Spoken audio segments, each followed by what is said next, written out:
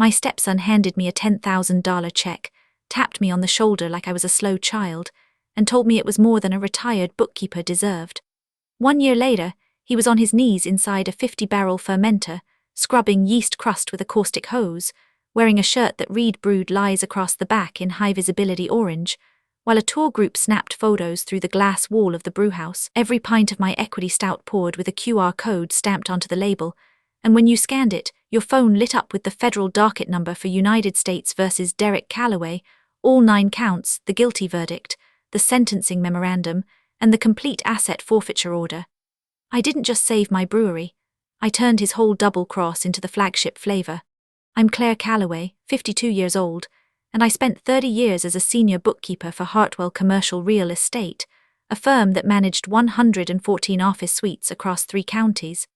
That job taught me how to spot a forged lease addendum from across the room, how to trace a missing security deposit through 4 shell bank accounts and a Delaware LLC, and how to jimmy a wafer tumbler filing cabinet with a tension wrench and a half-diamond pick when a tenant skipped town owing 6 months of back rent.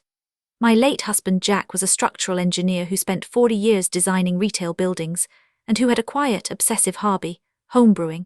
He kept leather-bound brewing journals going back to 1992, with every grain bill, hop addition, and fermentation temperature logged in tight capital letters. He raised his son Derek alone after his first wife died of breast cancer when the boy was 7. I came into their lives when Derek was 12, and I packed school lunches, taught him to drive a stick shift in a church parking lot, and co-signed his first small business loan at age 24 when he decided to open a craft brewery. Jack passed away on a Tuesday morning from a massive myocardial infarction, and by Thursday afternoon, still reeling, I had wired the entire $98,000 life insurance payout into Derek's struggling brewery, Hops of Brewing, in exchange for a fully executed 35% membership stake and a steady job running the taproom 4 shifts a week. Jack always said I was the family's accountant, so I had an attorney review the operating agreement, and I filed the original in a fireproof gun safe alongside the deed to our little house on Cottonwood Lane. One more fact that matters: Jack never threw out a legal document or a journal in his life, and he had a habit of writing tiny dated notes inside the back covers of old books, memos only I would find. The day after the funeral, before the condolence casseroles on the porch had even started to sweat condensation onto their foil lids, Derek's polished pickup pulled into my driveway. He was 34, wearing a crisp polo shirt with the brewery's logo, and he brought his wife Miranda, a former marketing director who spent more on her Instagram feed's curated aesthetic than the brewery's entire grain budget for a month. They didn't come with a single heart dish or a genuine word of sympathy. They came with a black leather portfolio full of documents, a handheld label maker, and a tone so syrupy sweet it made my back teeth ache. Miranda kept patting my hand and murmuring, "We just want to take care of you, Claire. This is all so much for a widow to handle," while Derek roamed my living room with a contractor-grade trash bag, yanking books off shelves and asking what old junk he could haul away so I wouldn't be burdened. I still drifted through the house in a fog of grief, but the bookkeeper part of my brain sat up, sharp and cold, and began cataloguing. Derek grabbed a dusty stack from the bottom shelf of the hallway bookcase, old brewing manuals from the 90s, a water chemistry textbook with Jack's marginalia, and his leather-bound homebrewing journal from the year before we met. Derek held it up between 2 fingers like a dead rat. "Dad's old beer diary, total garbage. You don't need to keep this stuff, it's just clutter." He dropped it into the black plastic bag and cinched the top. I nodded like a shell-shocked widow and said, "Of course, whatever you think." An hour later, after they left with a promise to return the next morning to help me organize my finances and transfer some accounts, I pulled that journal out of the trash can in the garage, wiped the coffee grounds and a smear of butter off the cover, and sat down at the kitchen table with a cup of tea and a task lamp. The first 3/4 of the book were standard brew logs, grain bill percentages, hop acids alpha and beta, mash temperatures with time stamps, and the occasional tasting note like diacetyl too much rest, or perfect head retention. But the very last page was different. In Jack's tight, careful handwriting, the ink slightly smudged but still crisp, I read, "Claire, if you're reading this, I'm gone. Don't trust Derek. He came to me 6 months ago pressuring me to change my will, wanted to cut you out of the house, and the insurance beneficiary said you'd had enough from me. I refused. The brewery operating agreement has a poison pill. Your membership stake cannot be transferred without your physical presence at Mercantile Trust with 2 forms of government ID before Compliance Officer Ed Markson. Notarization anywhere else is void. Contact Ed immediately, his direct line is below. Do not sign a single sheet of paper without him in the room. Below that he'd written Ed's phone number and the account reference code for the brewery's corporate resolution, a string of letters and digits I recognized from the safe deposit box key tag. I read those sentences 6 times, mouthing the words until my hands stopped trembling. My husband had known his own son was a snake, and he'd spent the last 6 months of his life, while undergoing cardiac stress tests and medication adjustments, quietly amending the legal framework of my protection. His final act of love was a dead man's switch. Before I continue this story, let me know in the comments where you're watching from today, and if you believe that blood relatives don't get a free pass to empty your bank account and steal your signatures, hit that like button and subscribe. This one gets very detailed. The next morning, Derek and Miranda arrived with a notary they'd brought along themselves. Her name was Tammy, a nervous young woman with a cheap embosser and a phone that kept buzzing with texts she'd check every 30 seconds. They spread a stack of documents across my dining table, while Miranda poured coffee and Derek spoke in the soft, practiced tone of a funeral home director. "Mom, you're deep in grief. You don't need this kind of administrative stress. We've drafted a durable power of attorney that lets us handle the house, the insurance proceeds, the brewery stake, and the banking while you take time to heal. We're moving you into our guest suite, a beautiful room with a garden view. Miranda will cook every meal. You won't have to lift a single finger." Miranda added that she'd already booked me a massage at the resort spa, and that their guest suite had fresh linens and a smart TV with all the streaming apps. They wanted me comfortable, swaddled, and completely powerless. I leaned back in my chair and let my eyes go unfocused, the way I'd seen older tenants do when a manager tried to rush them through a lease renewal. I mumbled that my head was still so fuzzy that I couldn't even remember my own cell phone number, that I'd review everything and get back to them. I didn't so much as uncap a pen. The notary packed up her embosser with a little huff of frustration, and Derek gave me a tight smile and said, "Of course, take your time." The truth was, Jack's warning echoed in my brain like a fire alarm in an empty stairwell. I did not sign a single line, and I began to move through the next few days like a stage actress, playing the muddled, compliant widow while cataloguing every scrap of useful information. By the end of that week, my own house had been listed for sale by a realtor Derek hired. My belongings were being downsized into a storage unit I couldn't access, and I was installed in the guest suite of a 5-bedroom McMansion in a gated subdivision with a saltwater pool and a hot tub nobody used. The guest suite had cream walls, a queen bed with too many throw pillows, an en-suite bathroom, and a door that locked from the inside. I kept my small crossbody purse with me at all times, even to the bathroom. Inside it, tucked into a leather organizer, I carried Jack's journal page folded in a plastic sleeve, a miniature precision screwdriver set with a pocket clip, a slim nylon case containing a short hook pick and a tension wrench, and a small notepad. The lockpick kit was old, a gift from the maintenance supervisor at Hartwell Properties, a retired locksmith named Gus who believed every woman should know how to open a locked door or a filing cabinet in an emergency. He taught me to feel for the binding pin with a feather touch, and to set it with a click you feel through the wrench more than you hear. I hadn't used the skill in over a decade, but my fingertips still remembered the tiny vibrations, the language of tumblers. The first red flags were auditory. I'd sit in the living room, a magazine open on my lap, while Derek paced the kitchen with his phone pressed to his ear, voice pitched low and jagged. I caught fragments. "Valley Bev won't wait past Friday, they've got a board deadline. The extension clause expires if we can't deliver clear title to the IP and the equity stake. I don't care what it costs, get the notary issue sorted." He dodged calls from a supplier named Grain Trust, and once, standing near the pantry while I refilled my water glass, he shouted into the phone, "I said the check's in the mail, you'll get your 14 grand when the deal closes, stop calling my house." Meanwhile, Miranda traded her leased Audi Q5 for a brand new BMW X7 with upgraded leather and cash, and she booked a week-long trip to Cabo San Lucas with an ocean view suite, all while Derek kept telling me the brewery was barely making payroll, and that he might need to restructure my equity to keep the lights on. Then came the household accident that gave me my first opening. A braided steel supply line under the kitchen sink, one of those cheap ones with a rubber gasket, burst while Miranda was unloading the dishwasher, spraying cold water across the custom white cabinetry, and soaking a stack of mail on the counter. Miranda shrieked like a cat in a bath, backing away with her hands flapping. Derek stood there uselessly, staring at the geyser and asking if they should call an emergency plumber because the after-hours charge would be $200 before they even diagnosed the problem. I walked over, knelt at the sink base, reached into the dark cabinet and twisted the chrome angle stop clockwise until the flow stopped. "Hand me a bucket and a wrench," I said. I spent the next hour under that sink, removing the burst line, cutting a new section of braided stainless steel supply line with a mini tubing cutter I found in their junk drawer, wrapping the threads with Teflon tape, and reconnecting both ends. I cleaned out the P-trap with a bent coat hanger because it was clogged with coffee grounds and a lime rind, then reassembled everything and tested for leaks. Miranda stood watching with her mouth half open, and Derek muttered, "I didn't know you could do handyman stuff." I just wiped my hands on a dish towel and smiled. 30 years in commercial property management, sweetheart. I can fix a sink, rekey a deadbolt, or pick a filing cabinet in under 90 seconds if I need to. That last part hung in the air for a moment, but they were too oblivious to catch the implication. I had just established my cover. I was a useful, harmless old lady with a quaint set of practical skills.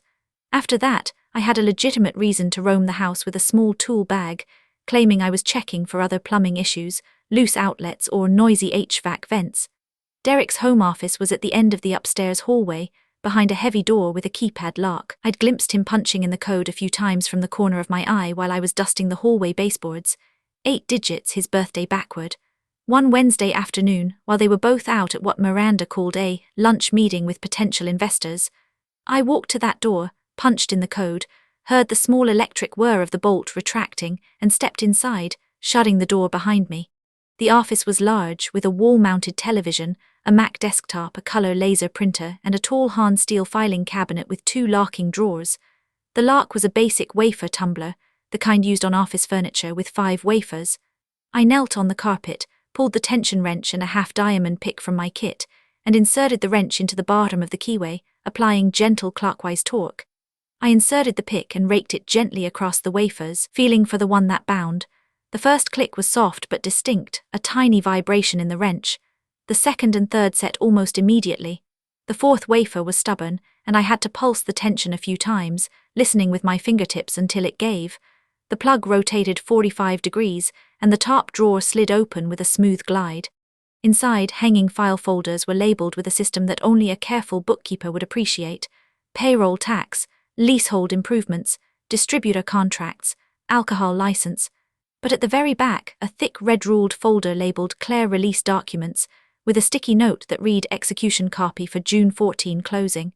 My heart hammered against my ribs as I lifted it out and laid it on the desk. The top document was a 4-page, assignment and release of membership interest, dated 2 months after Jack's death, purporting to transfer my entire 35% membership stake to Derek personally for $10,000 and other valuable consideration, receipt acknowledged. My supposed signature sat on the last page, under a notary block that listed a notary public named Patricia D. Vance with an embossed seal that looked wrong. I leaned close. I knew my own signature like I knew my own face, and this one was off. The capital letter C in Claire looped clockwise at the top. My actual capital C always loops counterclockwise, a habit I developed in 4th grade when a teacher corrected my penmanship and I overcorrected. A forensic document examiner would spot it in seconds. Someone had traced my signature from the original operating agreement, probably using a lightbox, and the tracer had gotten the spin of that loop backwards. I photographed every page of that document with my phone, macro mode engaged, capturing the slight pixelation of the embossed seal, which looked like a low-resolution photocopy rather than a genuine raised impression. Beneath that document, I found a loan application with a hard money lender called Titan Bridge Funding, a high-interest operation that specialized in desperate borrowers. The application listed my little house on Cottonwood Lane as collateral, with a loan amount of $240,000 at 18% annual interest, and once again, my forged signature was on the borrower line. They were using my property to float the brewery's debts while positioning themselves to steal the entire business out from under me and leave me holding a predatory lien. I photographed that too, my hands perfectly steady. Then I returned everything to its exact original position, locked the cabinet, and slipped out of the office like a ghost. The only thing I took with me was a sense of cold, calm fury that settled into my chest and stayed there. That night, after Derek and Miranda had gone to bed, I locked myself in the guest bathroom, turned on the exhaust fan for white noise, and dialed the number Jack had written in the journal. Ed Markson answered on the second ring. He was a senior compliance officer at Mercantile Trust, a man in his early 60s with a deep, weary voice that sounded like he'd spent decades explaining to angry customers why their suspicious wire transfers had been frozen. I told him my name, mentioned Jack's journal, and said I'd found a forged release of my brewery stake. He did not sound surprised. Jack came to me about 10 months ago, Ed said. He wanted to talk about asset protection, said he was concerned his son might pressure you financially after he was gone. Together, Jack, me, and our bank counsel amended the brewery's LLC operating agreement. We added a mandatory physical presence clause, buried deep in the boilerplate under the transfer restrictions section.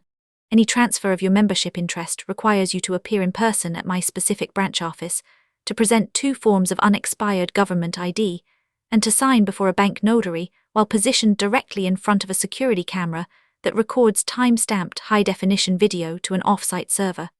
Mobile notarization, walk-in notarization, any notarization outside this office is explicitly void. I have the signed amendment on file. Jack was very thorough. I told him the release was dated June 14th, and I asked him to check the bank's records. I heard keyboard taps, then a long pause.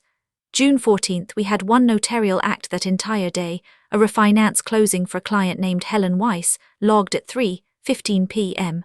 There is no entry in our notary journal for a Claire Calloway, no entry for any Derek Calloway, and our security footage for that entire day, which we retained for 18 months by federal regulation, shows an empty notary station from 9 a.m. to 5 p.m. apart from the Weiss appointment. He paused again. MS. Calloway, if someone presented a document with a notary seal supposedly affixed here on June 14th, that seal is counterfeit and the document is a fraud against this bank. Ed told me that a macro brewer conglomerate called Valley Bev had made a signed purchase offer of $3 million for the Hops End brand, all proprietary recipes, the taproom lease and the brewing equipment, contingent on clear title, and a release of my 35% stake. The closing was scheduled for 3 days from now, Friday at 2 p.m., in the boardroom of Mercantile Trust. If Derek tries to force you to sign an acknowledgement validating that forged release at the closing, Ed said, he'll be committing wire fraud, bank fraud, and forgery in front of a room full of witnesses. But I need solid evidence of intent, something admissible that shows he knows the release is forged, and is coercing you to sign under false pretenses. If you can get me that, I'll have the bank's fraud investigation unit coordinate with the FBI field office. They can be in the room when the deal goes down. I told him I'd get the proof, and I meant it. Ed couriered a tiny voice-activated digital recorder to a P.O. box I'd rented under my maiden name at a strip mall mailing center. The device was the size of a stick of gum, black, with a 30-hour battery, an internal microphone that could capture a whisper at 15 feet, and a vibration sensor that triggered recording only when sound was detected, which saved memory. It recorded in a compressed format with time-stamps embedded in the metadata. I studied the manual until I understood how to set the gain sensitivity and how to lock the files. I needed to plant it somewhere Derek would speak freely, somewhere with excellent acoustics, and retrieve it without being noticed. But before I planted the recorder, I needed to know, absolutely, whether any shred of humanity remained in that house. I needed to test them. The maximum cruelty beat came on a Sunday afternoon, late in the summer, with heat shimmering off the backyard concrete. Derek and Miranda were both in the living room, scrolling on their phones while a football pre-game show droned on the television. I stood up from the couch slowly, took 3 wobbly steps toward the kitchen and collapsed. I timed it so my body went down hard on the tile, my knees cracking against the grout, my hands clutching at my chest in a classic grip of cardiac distress. I gasped, let my eyes roll back, and went limp, a 63-inch woman in a floral blouse laying face down on the floor, breathing in ragged, strangled gasps. Any reasonable human being would have called 911 immediately. Miranda glanced up from her phone first. She did not scream. She did not rush to my side. She stepped over my legs while I lay there, the heel of her sandal brushing my calf, and walked to the credenza near the dining room. I heard a drawer slide open. The closing docs are in here, right? The ones for Friday? She asked, her voice flat. Derek barely looked up from his phone, his thumbs still moving, his tone one of mild annoyance. Yeah, the big envelope, don't crease the cover sheet. Then, after a pause, he added, she's always been dramatic. She'll get up. He actually chuckled. I lay there for 30 long seconds, counting my own heartbeat, which to my slight disappointment remained perfectly steady. I listened to the absolute silence of two people who would rather watch me die on their kitchen floor than risk a delay to their stolen one. $3 million payout. Then I coughed, rolled onto my side, and murmured something about low blood sugar, about needing a glass of orange juice. Miranda brought me a glass of tap water with a plastic smile and said, "Oh honey, you gave us such a scare." And I knew right then that any lingering grief for the boy I'd packed lunches for was dead, buried and cremated. That night I planted the recorder. Around 2 a.m., while the house was silent and the HVAC system hummed steadily, I used the miniature screwdriver from my kit to open the stamped metal return air grill in the hallway ceiling, just outside Derek's office. The return duct was a wide, dark rectangular channel that fed directly into the air handler, and it acted like a natural sound tunnel, carrying voices from the office and the kitchen with startling clarity, because the ductwork was all rigid sheet metal. I wiped my fingerprints off the recorder, set the gain to maximum, activated the vibration trigger, and tucked it into a recessed corner of the duct, its microphone aimed outward through the grill's narrow louvered slats. I sealed the grill back into place, leaving no visible marks on the paint. The airflow would not damage the device, and the duct was far enough from the air handler to avoid mechanical noise interference. I had read a forum post about air duct acoustics, and it worked. The next morning after Derek left for the brewery and Miranda drove to a nail salon, I removed the grill, retrieved the recorder, and locked myself in the guest bathroom with my earbuds. I hit play, fast-forwarding through long stretches of HVAC hum and distant footsteps. Then I heard what I was waiting for. Derek's voice came through, smug and unhurried, with the slight echo of the kitchen tile. "The Valley Bev deal funds Friday at 2. The old bat just has to show up at Mercantile Trust, put her driver's license on the mahogany, and sign the acknowledgement that the release is valid. Once she does that, the bank notary certifies, Valley Bev wires the 1.3, and we can pay off the Titan Bridge loan with her house as collateral before she even knows it's been leveraged. The signature's already on the release, so they just need her to waive any future claims. She won't read past the first paragraph, and if she balks, we remind her that she's a lonely widow with no other family and we'll take care of her. The forgery will never be questioned because she'll be standing right there, swearing it's real with her own face on camera." Miranda's voice chimed in, crisp and practical. "What about the notary at Mercantile? Won't they have records?" Derek laughed. "I phoned twice. They said they can't release notary logs without a court order. By the time anyone gets a subpoena, the money's offshore and the brewery's gutted. Relax." The recording ended with the sound of a beer can opening and a television turning on in the background. I made 3 copies of that audio file, one on my phone, one uploaded to a cloud storage account under a pseudonym, and one on a USB thumb drive that I hand-delivered to Ed Markson in the Mercantile Trust parking lot 45 minutes before the scheduled closing. He inserted the drive into a tablet, listened to a snippet, and his expression hardened. "This is more than enough," he said. "The FBI has a task force agent sitting in a car across the street right now. The bank's fraud investigator has already drafted a suspicious activity report and notified the U.S. Attorney's Office. When you walk into that room, you'll be safe and you'll be the bait. Don't sign anything, don't touch anything, just let them talk." The morning of the confrontation, Derek and Miranda dressed me like a prop for a family photograph. Miranda laid out a lavender cardigan, a pearl necklace she'd bought at a department store the day before, and a pair of sensible flats, cooing that I needed to look respectable for the bank photos. Derek made me coffee, a gesture he hadn't performed once during my entire stay. As we drove to the bank in his polished pickup, the forged release tucked into his briefcase on the back seat, he kept up a stream of cheerful small talk about the weather and the traffic, and Miranda kept squeezing my shoulder from the back seat like a producer, reassuring a nervous actress before the curtain rises. I said almost nothing. My purse sat in my lap, and inside it were Jack's journal page, my lockpick kit, and a small plastic evidence bag containing the original notary log photocopy from the filing cabinet. The conference room at Mercantile Trust was all dark mahogany, recessed fluorescent lighting, and a faint smell of lemon polish. On one side of the polished table sat a representative from Valley Bev, a sharp-faced woman in a navy suit with a legal pad already covered in notes. On the other side were Ed Markson, a bank compliance officer, and a senior notary named Mr. Henderson, a silver-haired man in a bow tie who carried a leather-bound logbook embossed in gold. Derek pulled out a chair for me, his hand heavy and proprietary on my shoulder. "Just a quick signature, Mom, right here on the acknowledgement line, and we're all done. You've been such a trooper." He slid a 2-page document across the wood. Ed interlocked his fingers on the table. "Mrs. Calloway, for the record, please state whether you believe the release dated June 14th bearing your signature is authentic." I looked at Derek, whose smile had started to calcify, and then at Miranda, who was nudging a pen toward my hand. I picked up the pen, set it down again. "No," I said, my voice clear and steady. "That release is a complete forgery. The signature is traced, the notary seal is a low-resolution photocopy, and the notary logbook for this branch on June 14th contains no entry for me. Furthermore, this bank's security footage from that date, which I have reviewed with Mr. Markson, shows an empty notary station during all business hours. I have never set foot in this branch before today." Derek started to stand, his face shifting from confident to sheet white in the space of a single breath. "Now hold on, she's confused, she's been on some new medications."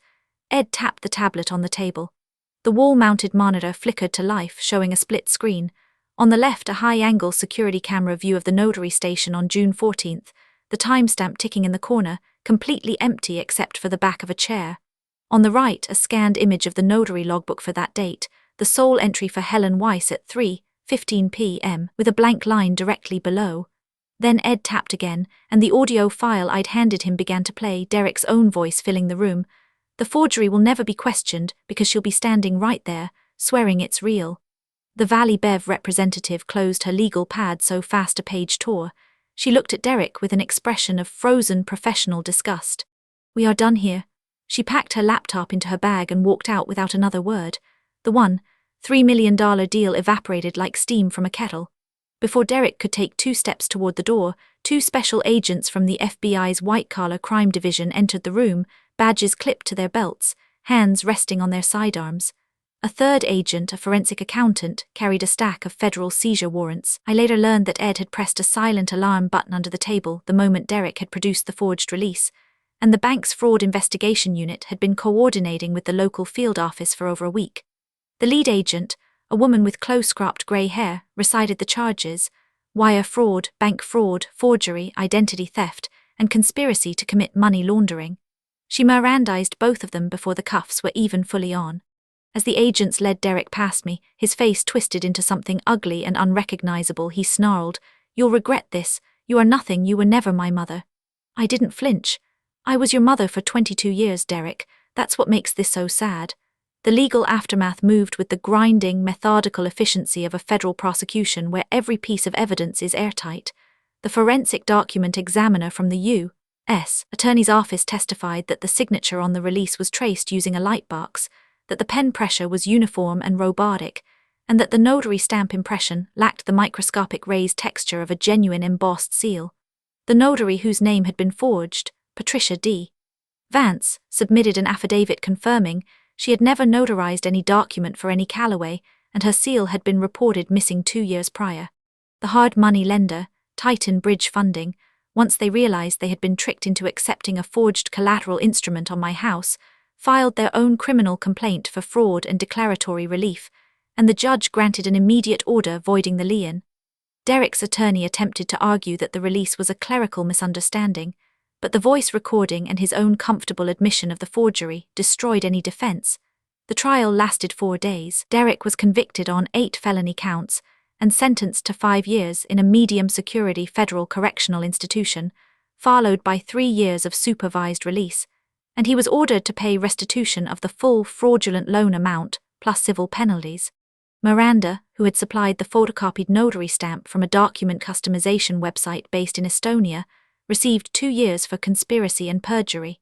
Their McMansion was seized under asset forfeiture statutes, the BMW X7 repossessed, and all of their personal bank accounts frozen and liquidated. In the civil restitution hearing that followed, the court reviewed my original operating agreement, the poison pill amendment Jack had engineered with Ed Markson, and the extensive evidence of fraud.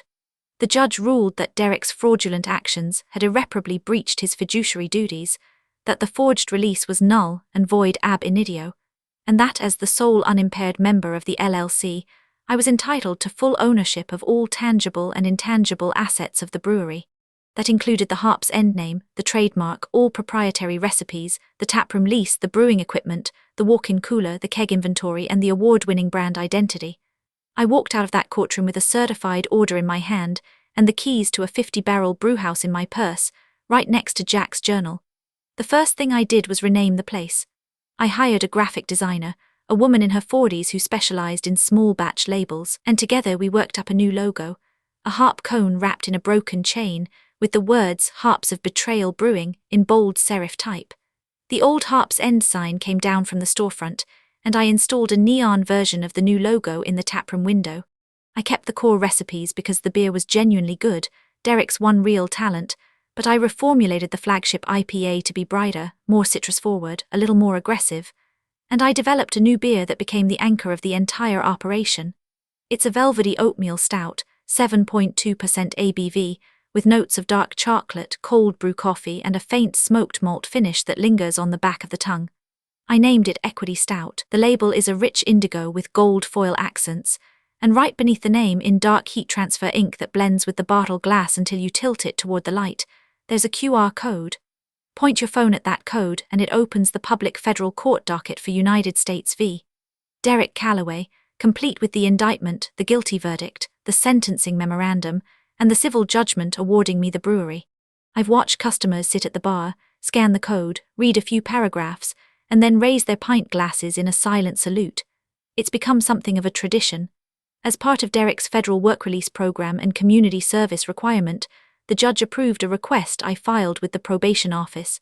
Every Saturday morning at 6 a.m., Derek arrives at the brewhouse in a reflective safety vest, goggles, and chemical-resistant gloves, and he scrubs the interiors of my 750-barrel stainless steel fermenters with a caustic cleaning solution and a high-pressure hose. It's hard, cramped, dangerous work, the kind he used to pay a cellar worker minimum wage to do. I had a special work shirt made for him, bright orange, with block letters on the back that say Brewed Lies. Tour groups pass through the glass-walled observation corridor on Saturdays at noon, and they take photos of him on their phones. I don't stop them. Miranda works a checkout counter at a thrift store 2 towns over, and neither one of them will ever own a business again or control a bank account without oversight. I check the federal inmate locator every few months just to be sure. I'm still the head taproom host, but now I'm also the owner, the sole proprietor, the head bookkeeper, and the living, breathing embodiment of the fact that quiet middle-aged women with old skills and a dead husband's handwritten warning can dismantle a con artist with the same patience they once used to reconcile a general ledger. Every night when I lock up, I walk past the Fermenters, past the framed gold medal from the World Beer Cup that Derek's recipe won after I'd already poured my life insurance into the tanks, and I pass my fingers over the edge of the custom-built display case where Jack's leather-bound homebrewing journal is now mounted under museum glass, open to that last page, with a small brass plaque that reads, "He knew, he protected, he loved." Some people think family means you forgive everything, no matter how deep the betrayal. I think family means you protect the people who actually show up, who see your value, and who refuse to sign your life away for a quick cash grab. Jack showed up for me, even from beyond the grave, and I showed up for myself when I sat in that bank conference room, refused to touch a pen, and let an entire fraudulent world collapse on the people who built it. That's the only kind of loyalty worth brewing. Have you ever discovered a dark secret about someone you trusted completely? How did you handle it? Tell your story in the comments down below. And if you want more tales of regular people turning quiet rage and a handful of practical skills into a courtroom evidence package, hit that like button and subscribe to the channel. I'll see you in the next one.